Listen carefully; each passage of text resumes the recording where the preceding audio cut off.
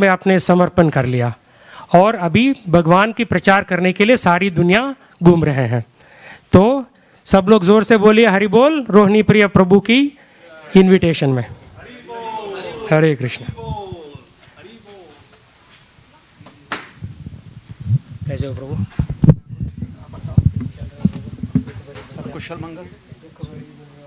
पूरी दुनिया में कृष्ण एक शरण, कृष्ण की शरण करो बस।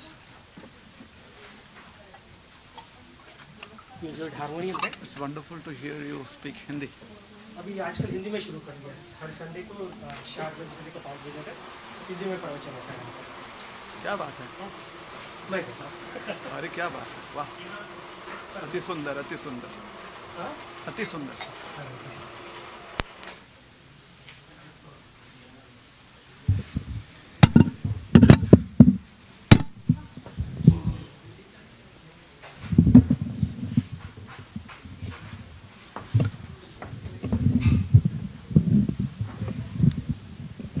Thank you.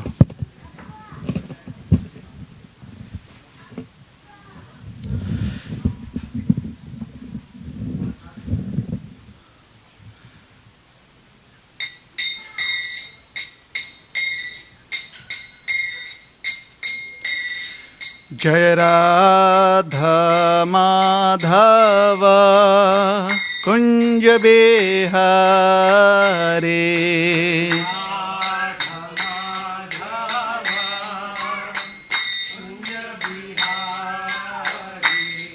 जय राधा माधव कुंज बिहारी,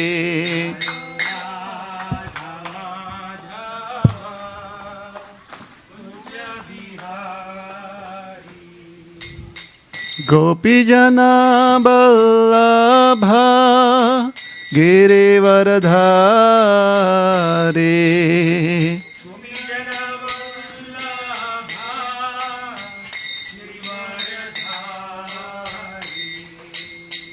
गोपीजन बल्लभ गिरिवरधारी,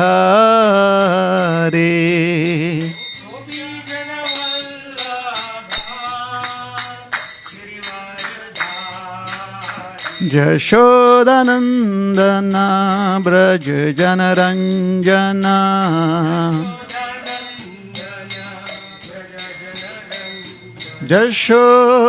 यशोदानंदन ब्रज जनरंजन,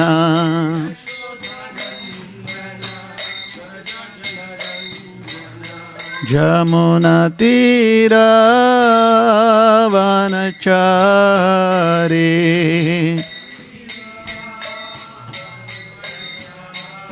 यमुना तीरा वनचारी,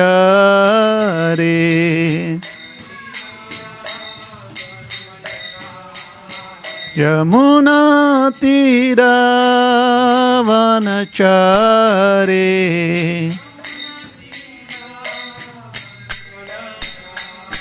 जय राधा माधव कुंज बिहारी,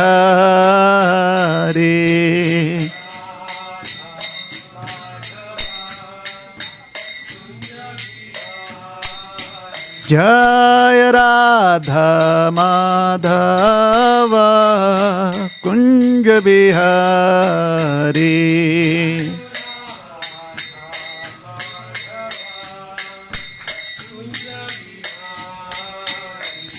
हरे कृष्णा कृष्णा कृष्णा हरे हरे, हरे Ram Ram Ram Hare Hare.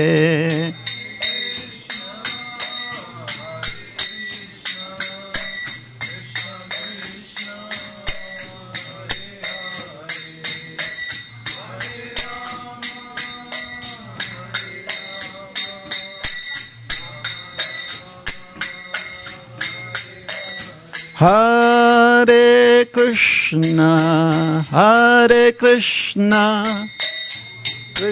Krishna Hare Hare, Hare Rama, Hare Rama, Rama Rama, Hare Hare.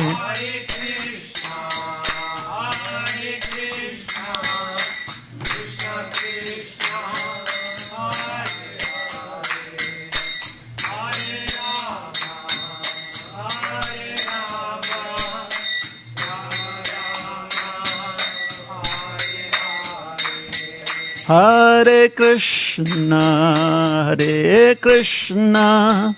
Krishna Krishna, Hare Hare, Hare Rama, Rama Rama, Hare Hare.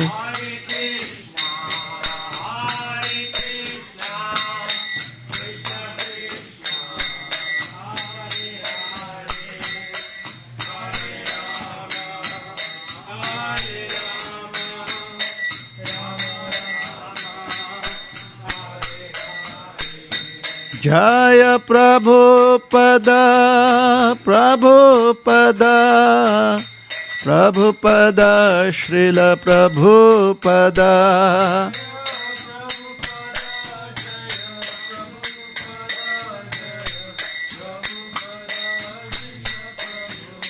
Prabhupada, Prabhupada, Prabhupada, Jaya Prabhupada.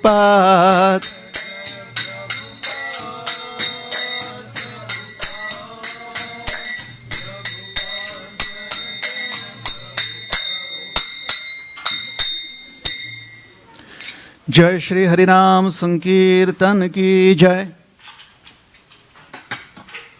Srila Prabhupada की जय। अनंत कोटि वैष्णव भक्त वृंद की जय। जय निताय गौर प्रेमानंदे। हरि हरि बोल। हरे कृष्णा। ओम अज्ञानतिमिरान्धस्य ज्ञानाञ्जनशलाकया चक्षुरुन्मिलितं येन तस्मै श्रीगुरवे नमः। श्रीचैतन्यमनोभीष्टं स्थापितं येन भूतले स्वयं रूपकदा मह्यं ददाति स्वपदान्तिकम्। नमो विष्णुपादाय कृष्णप्रेष्ठाय भूतले श्रीमते भक्तिवेदान्त स्वामिनिति नामिने। नमस्ते सारस्वती देवे गौरवाणी प्रचारिणे निर्विशेष शून्यवादी पाश्चात्य देशतारिणे। वाञ्छाकल्पतरुभ्यश्च कृपा सिन्धुभ्य एव च पतितानां पावनेभ्यो वैष्णवेभ्यो नमो नमः। जय श्री कृष्ण चैतन्य प्रभु नित्यानंद श्री अद्वैत गदाधर श्रीवासादि गौर भक्त वृंद। हरे कृष्णा कृष्णा कृष्णा हरे हरे, हरे Ram Ram Ram Hare Hare.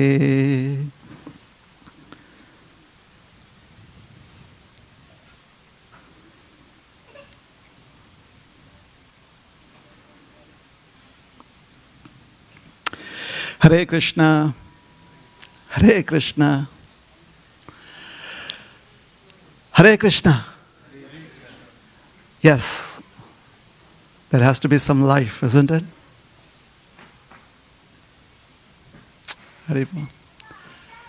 There has to be some life, right? Yes or no? Yes?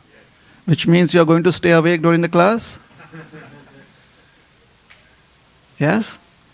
So I'm sorry, I think it was advertised that you could come with your sleeping bags, but so I'm very happy to be here amongst all of you once again, especially in this month of Damodar. And today we are reading from the Srimad Bhagavatam, the special verse It is a very interesting verse, and it's there on the screen for all of you to follow. Sanjata kopa spurita runadharam sandashya dadbhedadimantha bhajanam bhitva mrisha shrudrishadasmanaraho jaghasahayangavamantaram gataha. So this is from the 6th chapter of the Srimad Bhagavatam, and this verse is describing a very interesting pastime and a very interesting aspect of Krishna's pastime. The 9th chapter, this is 9th chapter, the 9th chapter of the Bhagavatam is entitled Mother Yashoda Binds Lord Krishna. So it is about the pastime where Krishna gets bound, and it is the pastime which is so famous that an entire month is remembered with respect to this pastime. Krishna being tied up by Mother Yashoda with a rope. Lord Damodar's pastime. So here, right now what is happening in this verse is that Sanjata Kopaha. Kopaha means anger. Sanjata, which means anger having been being aroused. So there is somebody who has become very angry. And the person who's become angry is none other than Krishna. However, he has anger management issues at a very early age. He is hardly 4 or 5, under 5. Practically, he's just graduated from crawling to walking. So, what could be the anger about? That is being mentioned here. Or it is not being mentioned here, not here. The anger, the cause of the anger is not being mentioned here, but what is being mentioned is the effect of the anger. So here is a little baby who has become angry. Now for us, he's Krishna, so we all are very excited. Hey, Krishna is getting angry. Little baby Krishna is angry. Everyone is like, I love this. Isn't it? So everyone loves Krishna becoming angry and performing this pastime except Mother Yashoda. Which is typical because a mother is concerned about unwarranted anger shown by the child. So Krishna gets angry, and what does he do? So Dadbhi means he has teeth by now, so with his teeth, he is Sandashya, he is biting upon his lips. Would you want to try that? With your teeth, bite down on your lips like this. Try it. Not like this. Your teeth has to be seen. And there is a significance for that. I'm going to explain what is the significance. So his lips are red in color. Adhara means the lips. That which is the opening of the mouth. The mouth is the place where you hold food. Therefore the lips are called as adhara. It is the opening of the mouth. His adhara, his lips, are red, crimson red, or more specifically, aruna red. That's a new texture, or that's a new kind of red color, aruna. It hasn't been patented as yet, so if anyone wants to patent it, they can do it. So, Sfurita Aruna Adhara. Krishna is biting down on his lips with his pearly white teeth. He has this really amazing teeth, glistening white. And a baby's teeth are also very attractive, so he's doing that. So, why are we interested in it? We are interested because we are trying to do something extraordinary. Most of the worldly population is trying to understand how they can satisfy their senses. We have understood that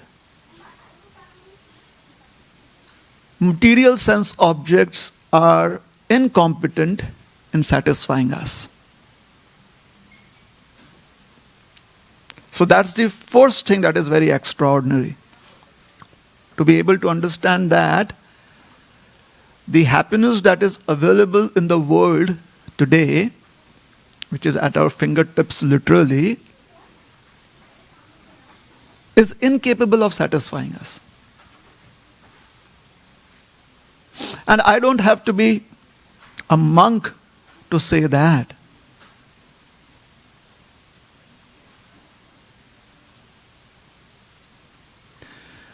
This statement, like the first time I got admission to a college, the seniors in the college, they welcomed me by saying, "Welcome to hell."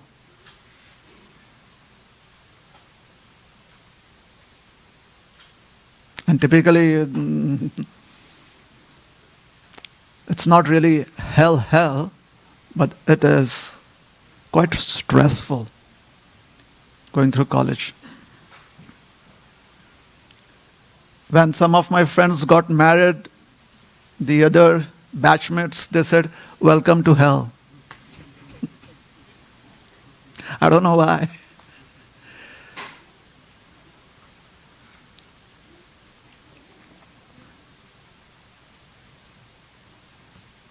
Another friend got into Microsoft here. He called me up and he said, some of his colleagues, they said, "Welcome to hell." Maybe it is a way of telling that life is very stressful. Well, if getting into college, getting married, getting a job at Microsoft, or some of those dreams that we look forward to is being critiqued by this statement, there is some relevance to it. It doesn't mean that life is going to be bad, but definitely it's going to be stressful. And do you know what happens when life is stressful? There's this level, this compartment up here in the head that is not very happy. And when that is not happy, and there's another compartment here, the heart is not satisfied, then you are always feeling unfulfilled.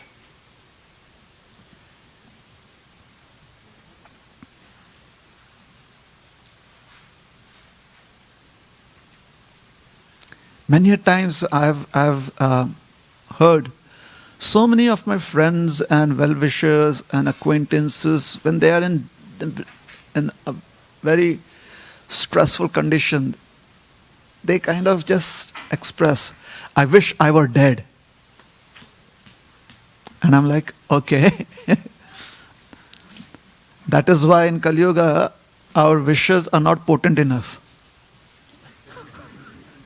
And we should be happy about it. And then when someone is dead, if you could ask a corpse, "What is your wish?" "I wish I were alive again." Yes? So, this is the surprising fact that a lot of us here have understood, at least theoretically, that happiness as it is understood in the outside world, external world, is not fulfilling. It is to a certain extent available, but it is not fulfilling. So then, where do we find happiness? Philosophy.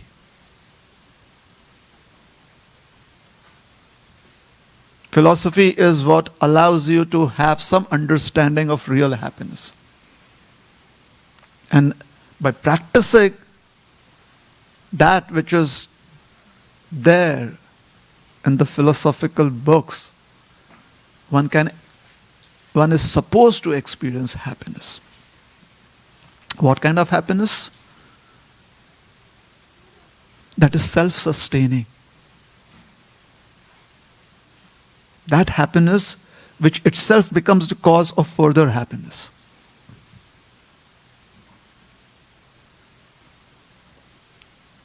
There's a beautiful prayer called as a Shikshashtakam. In one of the verses, it states, Anandam buddhivardhanam pratipradam purna amrita swadanam. The happiness goes on increasing, and the cause of the happiness increasing is the happiness itself. That is what is ananda, that is what is bliss. So you don't need any external causes to sustain the happiness.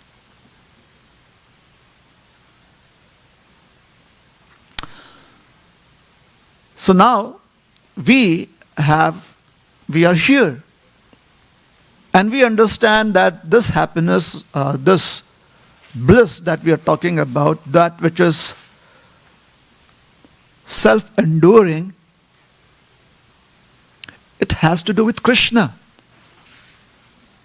And today we are discussing that Krishna himself is angry. And that is going to keep us awake for some more time in this class. So Sanjata Kopaha, Krishna developed anger, and the reason he developed anger was because his mother had left him alone. She had put him down. He was in his mother's lap, and he was put down by her, and she had gone away. So Krishna kind of felt neglected. And maybe in those days there was no 911 services, I feel neglected by my parents. So Krishna, he became angry. And as a baby, he showed his anger by biting down on his lips with his teeth. What is significant for us is the symbolism here. You see, anger is an emotion that is so powerful that the most resilient of personalities have been subjugated by it.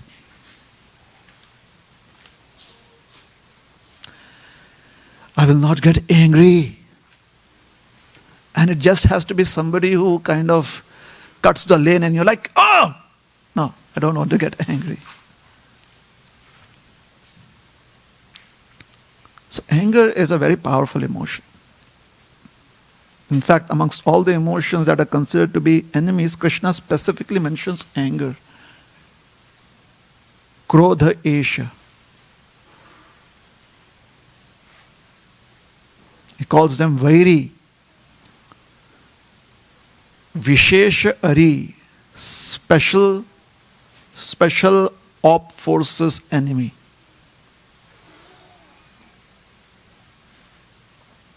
Anger.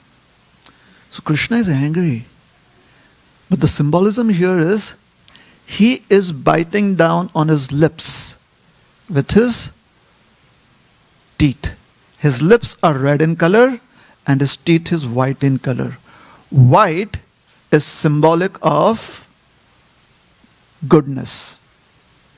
White is symbolic of peace. White is symbolic of self-control, sense control, mind control. Have you heard the statement, I see red? You know what it means, I see red? it means you have to disappear from the vision of that person. When somebody tells you, I see red, that is a cue. Disappear. Because the person is going to be very angry. There's going to be an outburst. So red, his red lips are symbolic of passion or anger. And although Krishna is being angry here, by the mercy of the acharyas, the commentators, we have a very specific lesson to learn. That the only way to control your anger, to control your otherworldly emotions, the ones that you don't really want to harbor within yourselves, like lust and greed and pride and envy and jealousy and all of those emotions, the best way to control them is to suppress them with the mode of goodness.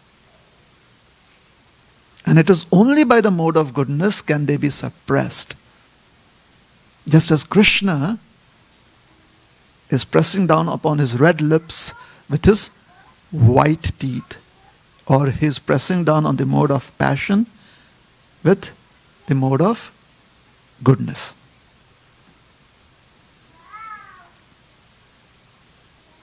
Alright, so that is, I think I cannot be grave for any more time. This is too serious.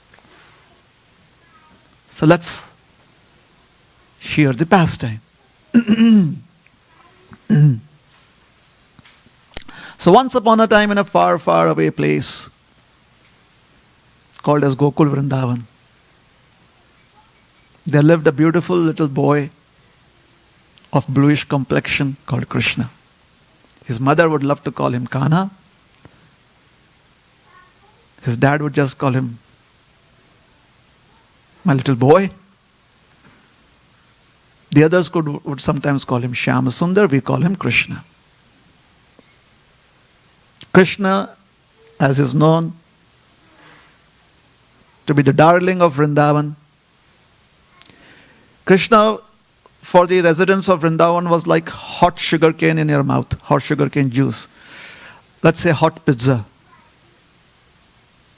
It's so hot that you cannot swallow it, and it's so tasty you don't want to spit it out.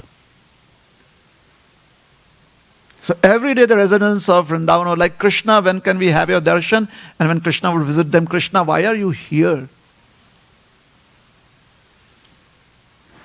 Because the darling of Vrindavan also became famous as the butter thief.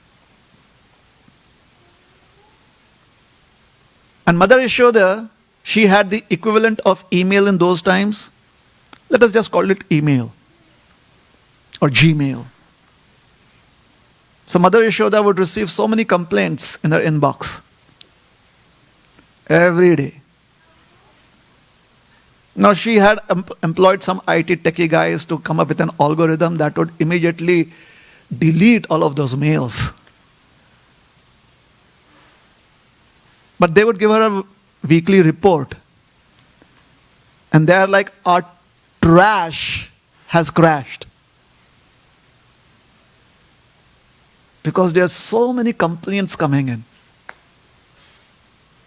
The algorithm isn't working. So Mother Yashoda said, come up with something else. And they said, the only thing we can come up with is, take care of your son.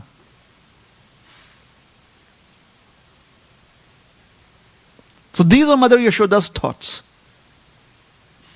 I have the most beautiful of all children. I have the loveliest of all children. My son is the apple and the orange of my eye, everything. He's the bright star in my life. Why does he steal?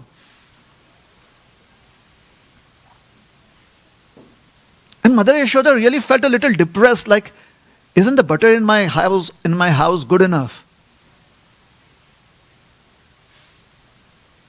So she called in QA analysts, specialist. Hey, come and analyze. And they said, Mother Yashoda, the quality of your butter is the best. After all, you are the queen of Vrindavan. So why is Krishna stealing? So in the Srimad Bhagavatam it is stated that one day, during this month, on the new moon day, Mother Yashoda saw that all the other servants in the house were engaged in some other activities. So she herself took up the task of making butter by churning the yogurt. Now Sanatana Goswami, he gives a deeper explanation to this. He says that Mother Yashoda actually came up with this amazing plan. So she was thinking that because in every other house, the lady of the house, she with her own hands, she prepares things in the kitchen. But in my house, because I am the queen, I have so many servants, I don't have to work. Maybe Mother Yashoda was living in India and all the other ladies were living in the USA. Because she had a lot of servants.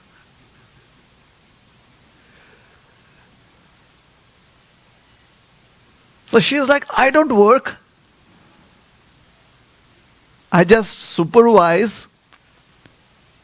That could be the reason why my son steals, because he doesn't like the preparations made by those who are not his mother. Somehow she kind of figured this out. Now Mother Yashoda is a lovely lady, but cooking and Mother Yashoda, okay. It's been quite some time since she has cooked or baked. So she comes into the kitchen and she sees all those updated gadgets and she's like, okay, let me go through the manuals first. So she has taken a lot of pains. And Sanatana Goswami describes what kind of pains Mother Yashoda has taken. So Mother Yashoda specifically visits the Gaushala. The Gaushala is the place where the cows that were owned by the Nanda family were being kept. And she chose specifically all the cows that were giving milk. And she informed all the caretakers that I have ordered special grass online. They are coming from Swargaloka by special airplanes. And if you feed this grass to the cows, somehow the cows in Gokul and in those times, this particular species of cows, they had the quality that whatever grass they would eat, the flavor of the grass would be transferred to the milk that they would produce.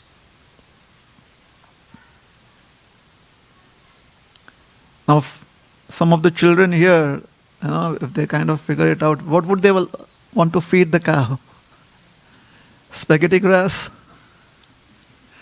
So that they have spaghetti flavored milk. Maybe vanilla grass. Strawberry grass.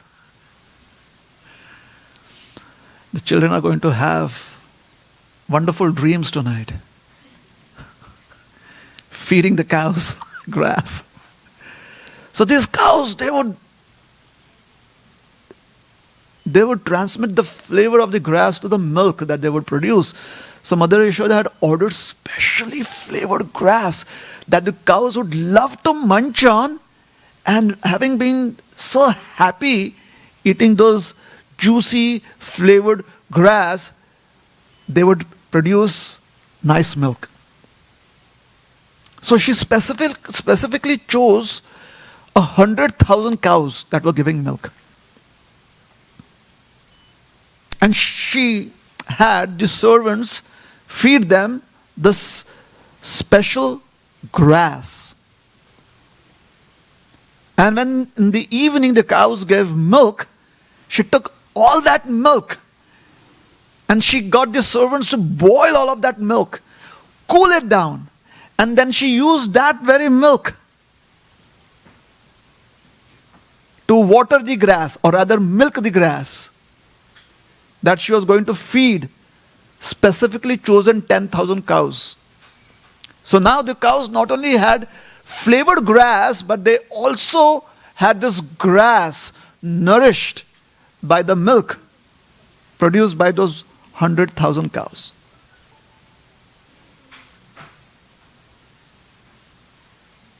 And when the 10,000 cows, they gave the milk, then she boiled it, cooled it, and the next morning, what did she do? She again watered the grass, or let us call it milk the grass, because she was using milk. So she was watering the grass with the milk. The grass was so happy to get milk as its nourishment. Then that grass was fed to specifically chosen 1,000 cows. Then she took that milk and fed it to specially chosen 100 cows. Then she took that milk, watered the grass, took the grass and fed specifically chosen. You've got the algorithm now, isn't it? Yeah, specially chosen 10 cows. And then she took that grass, took the milk, watered the grass and fed them. This time she ordered another really flavorful grass called as Padmagandha. This grass could impart the flavor of lotus flowers, or it had the flavor of lotus flowers. And that grass was watered by this concentrated milk from the 100 cows. And when those 10 cows gave milk, she again watered this Padmagandha grass and fed 2 cows. And finally, 1 cow. And then she took the milk from that specially chosen cow and she made yogurt out of it. She kept some of the milk for making sweets, milk sweets. And now she was ready. And on the day of Diwali, she had put the milk on the stove to boil so that she could condense the milk by boiling it down. And then she could make various kind of sweets from it. And she decided to churn the yogurt. Now, churning of yogurt is a very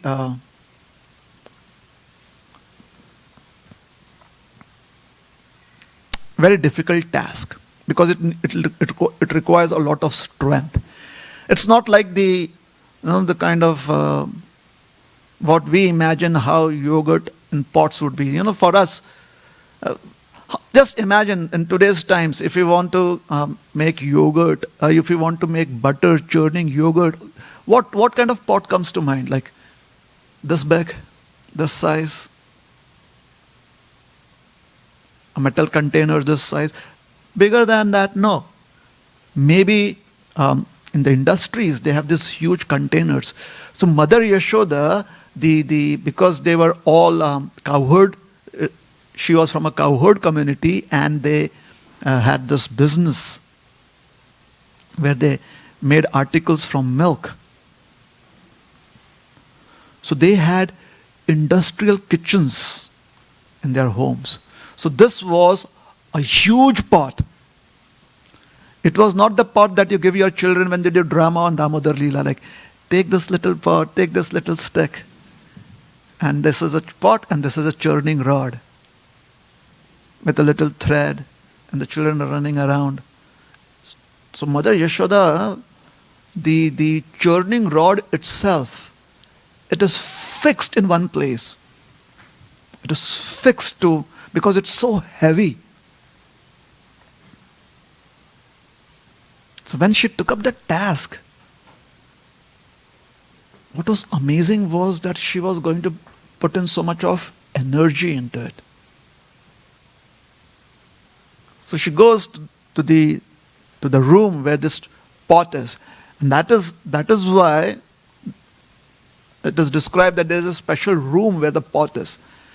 For us, when we, if any one of us still churn yogurt, we kind of lift up a little pot and go to any particular space or corner in the room and sit down and churn it. Nowadays, who does that? You just use the grinder or the mixer. But in those days, they had this pot already fixed with the churning rod in it. And then you had to use your hands. There was no machine that could do that for you.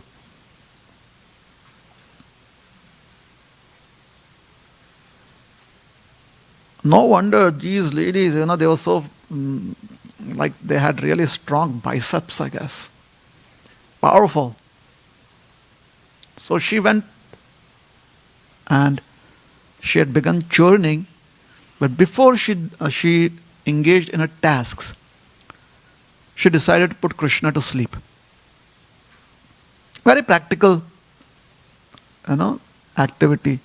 If the child is awake, the child is not going to let you work. Isn't it? Like in class, if you have a little child and you want to sit down and listen, then you kind of put the child sleep. Put the child to rest, sleep. So Mother Yashoda is doing the same thing. She is putting Krishna to sleep so she can work in the kitchen. And Krishna sleeps. Now for us, for many of us, this is amazingly bewildering. God sleeping. Wow. What happens to the world then? Just imagine if the Paramatma were to go to sleep in the heart.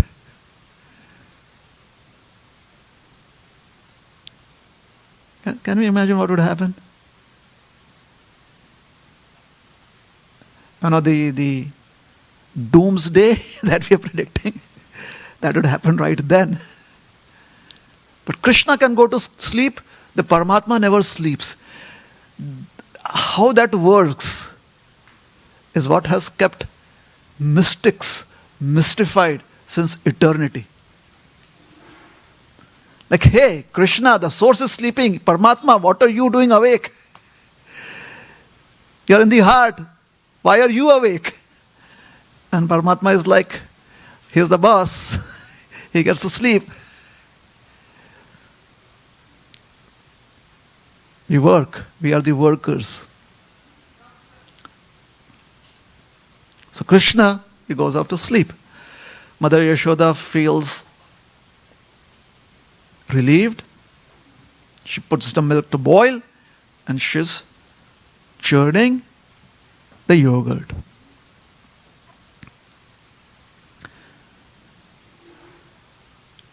Every day for the past 25 days, we've been offering a lamp and singing a particular song. The lyrics of that song are up there. It's called Damodara Ashtakam.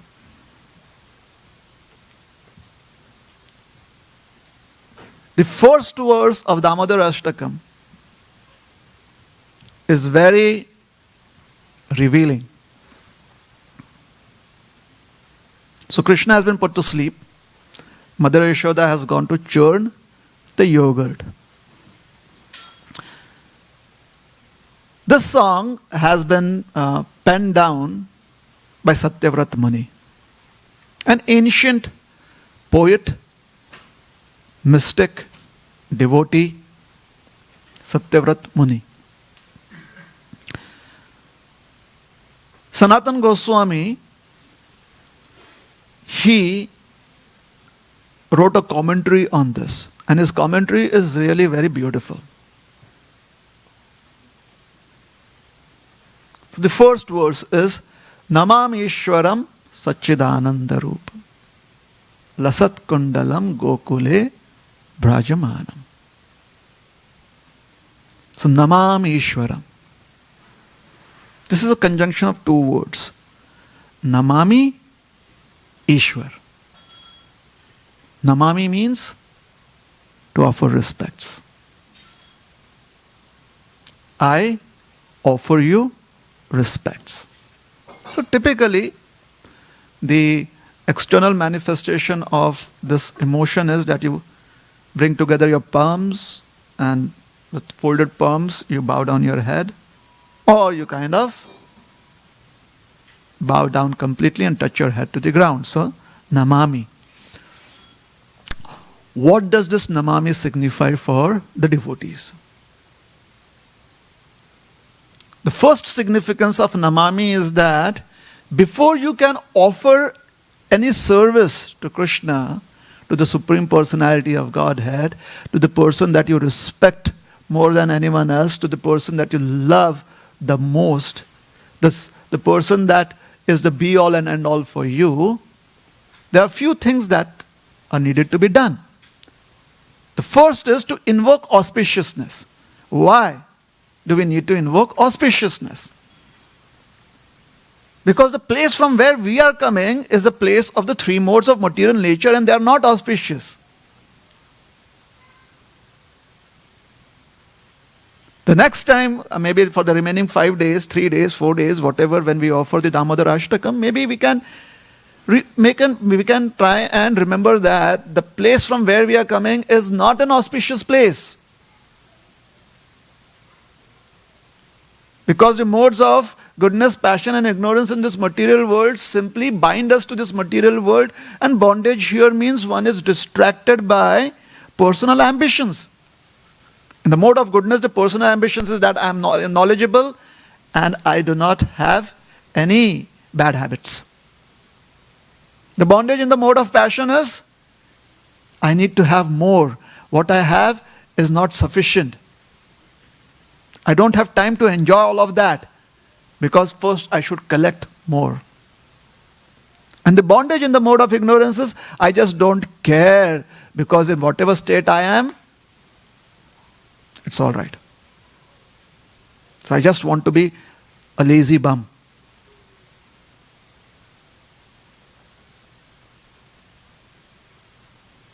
So these three modes are not very auspicious. And when we are going to offer a prayer to Krishna, even if we are trying to repeat that which has already been written, where we are coming from is an inauspicious place. So to invoke auspiciousness, one says Namami. So it's an invocation. And what does invoke mean? When you invoke something, there is energy there. There is purpose there. There is attitude there. That is what is invoke. So Sanatana Goswami says that when we say Namami, what we are doing is we are invoking auspiciousness. Once we have invoked auspiciousness, now we offer respects. Who are we offering respects to? Ishvara. Now, who is Ishvara? Oh, I know. Ishvara means the Supreme Controller. Yeah. Ishvara Parama Krishna. Ishvara Sarvabhutana.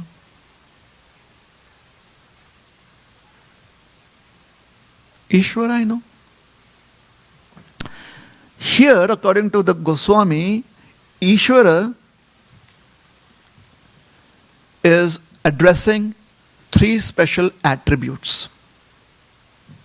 One is Sarva Shaktimanta, which means when I'm offering my respects to Krishna, what I'm trying to do is I'm trying to address the most powerful person in the universe.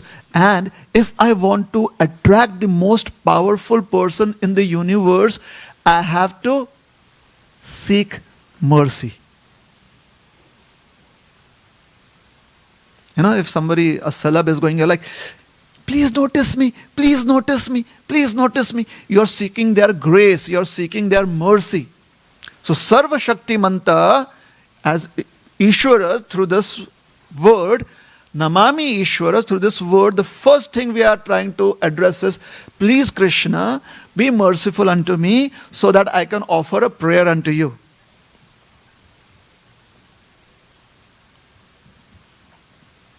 Then the second attribute that is being addressed through Ishvara is Jagateka Natha,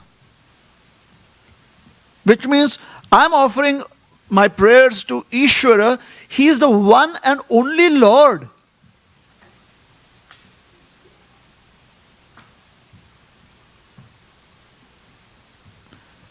For those of you who are, Grahastha life, you can understand this better. Or for some of you who spent time, team lead, teamwork, team project, can you understand this better? What is Ishvara? The one and only Supreme Lord. Jagatekanatha. Which means that as this lamp is unwavering, so is my attention towards the Lord. Namami Ishvara. And the third thing that is being addressed is, the third attribute that is being addressed here according to Goswami ji is Nija Prabhu, my Lord.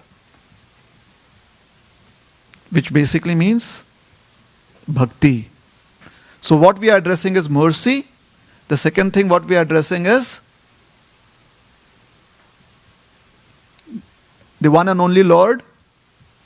The third thing is devotion. This is called as Tattva Vishesh. Establishing the existence of who Krishna is. And to establish the existence of who Krishna is, Satchid Anand is being used. So Tattva Vishesh. But the next line, immediately Sanatana Goswami kind of changes grooves. So the first line is like classical Carnatic or classical Hindustani, and the second one is like rap, jazz. Lasat Kundalam Gokule Bhrajamanam. So from Tattva Vishesh, now he comes to Rupa Vishesh, or Krishna's beauty. And what is Krishna's beauty? Just by revealing the earrings and its glory, he is establishing Rupa Vishesh. Because Krishna is always playful. These earrings are constantly dangling and they are moving on his cheeks. Lasat Kundalam. Like here. We have the flower that is kind of dangling from Neela Madhav's or is reflected on his cheeks. So Krishna's, when he is being mentioned here, his Rupa Vishesh is the beauty, the magnificence of his beauty. Now with Lasat, Lasat means sparkling, shining, Lasanti. What is being expressed is that why only this earring has been mentioned? Why not his anklets? Why not his bracelets? Why not his necklace? Why just the earrings? Because these earrings are glorified by with his cheeks in the background, and that is so beautiful. It is very poetic, and it is the eyes of somebody who is in complete love. So as I said, he's changing grooves in the second line. He's expressing his deep love for Krishna. So the earrings have been mentioned because he is attracted by the grace that these earrings are receiving from Krishna's cheeks.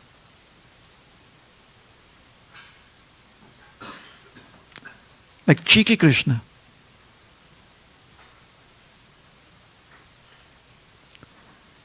And the third point that he mentions is, it is not that the earrings are beautiful.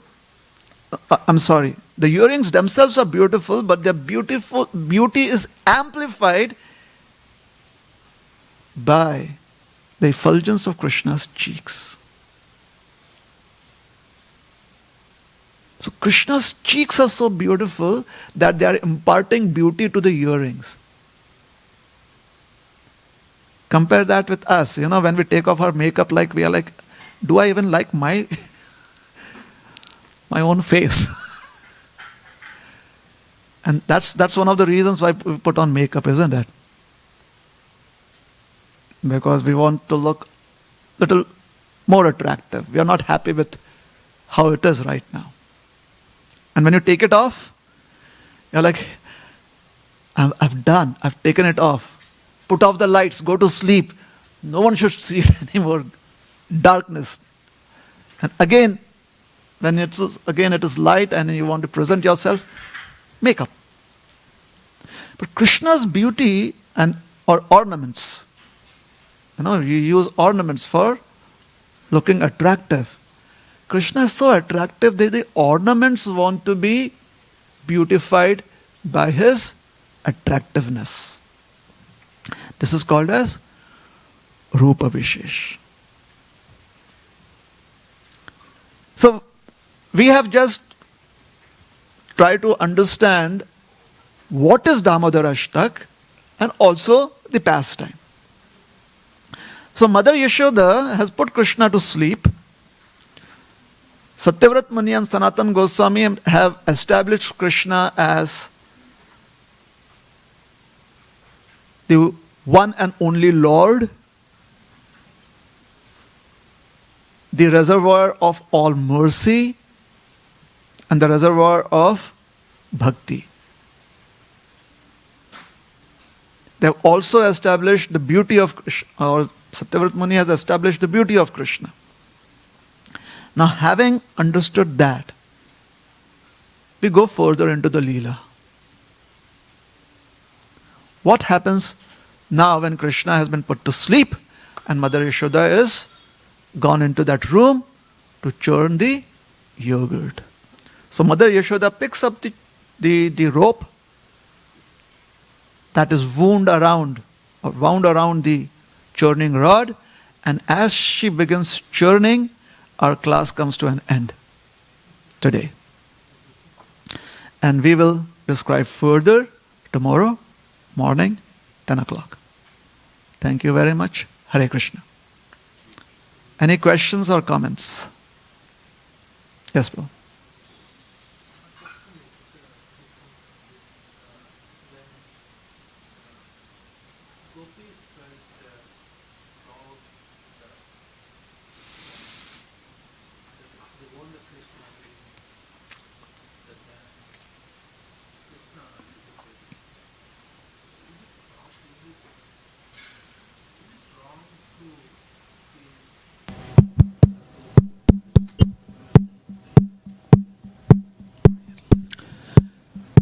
Okay, so this is another pastime where the 10th canto it is described that when Krishna was dancing with the gopis, at one particular point, he felt that they had some, you're saying they felt very possessive of Krishna, he could feel that. Or as the Bhagavatam says, that Krishna felt that they had some pride in their heart. And Krishna disappeared from the arena. So, is it wrong to be possessive to feel that I possess Krishna? Is it wrong? Well, rather than say yes or no, I would want to ask you, would you want Krishna to disappear from your life? Would you want Krishna to be in your life? Then I think possessiveness does not go hand in hand with wanting to have Krishna in our lives.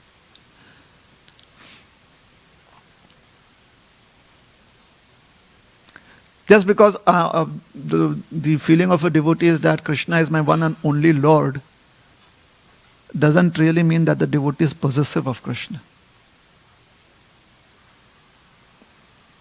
The devotee's confidence is that I need not go anywhere else to seek shelter.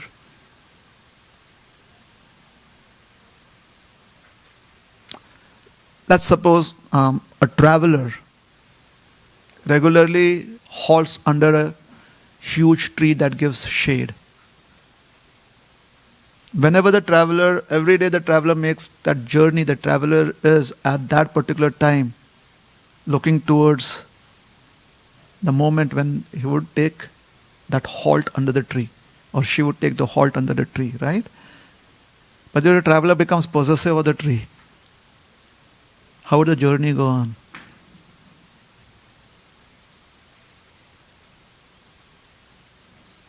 Yes?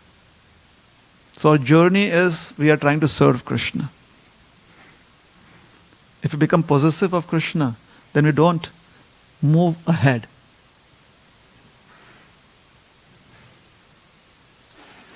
Alright? Jai Shri Shri Radha Neela Madhav Bhagwan ki jai.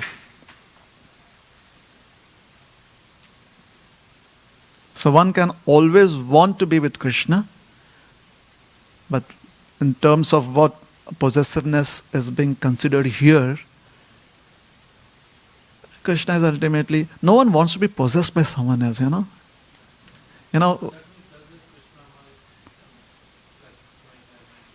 Would you like to be possessed by someone?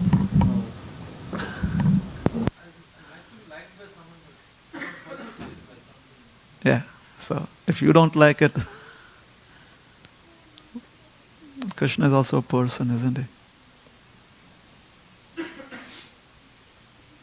The Bhagavatam says pride. He could, because Krishna felt that they had this pride in them. Oh, Krishna is with us. Okay, in more practical terms, when they were dancing with Krishna, Krishna felt that they were thinking of taking a selfie. And that is when he disappeared. Let's suppose you're a celebrity. Someone comes and says, can I take a selfie please? How do celebs feel about it? As soon as selfie is done, thank you, and they just disappear. So as soon as Krishna felt that, oh, they are feeling like it's a selfie moment now. Let me take a selfie, post it on Facebook, post it on WhatsApp, Instagram. Krishna disappears. Alright? Any other question or comments?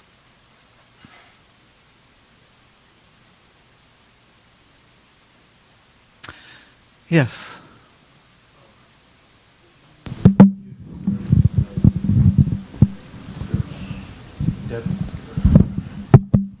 Hare Krishna Prabhuji. What gives us such depth of realization from study, from our sadhana? Like, what is the source of the depth that we can get when we do our sadhana? Desire. If we have a desire, then we kind of pursue that. Alright? Like many of us, we desire to do it, but we don't implement or we don't activate that desire. You know, we kind of forget to push the activate button. So all that collection stays on a hard drive.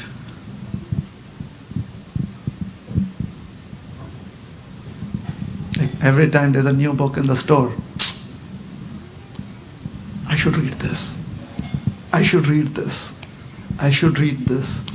And then after 5 years, when you have to kind of move houses, you're like, let me distribute this amongst devotees.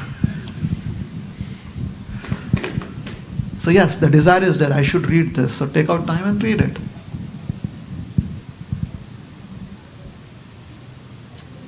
Is it alright? So if you feel that, okay, this commentary is a little deep, it gives us a deeper understanding, well, it's available.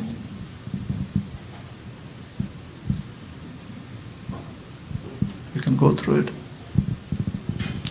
Any last question?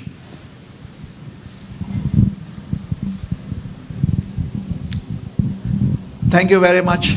Hare Krishna. Srila Prabhupada ki jai. Gaura Bhakta Vrind ki jai.